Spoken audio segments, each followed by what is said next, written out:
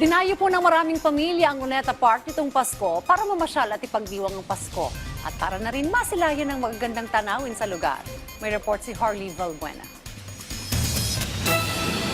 Ang mag-asawang sina Junifer at Janet, mahigit 2 dekada nang nagsasama. Pero ito raw ang unang pagkakataon na ipagdiriwang nila ang Pasko habang namamasyal sa Luneta. Marami ba naman?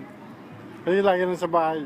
Bibili lang, kakain, ganun, gagala. Ang pamilya naman ni Rolando at Jocelyn, galing pa ng Bicol at taon-taon talagang lumuluwas ng Maynila tuwing Pasko para mamasyal sa Luneta. Taga Burias Island kami.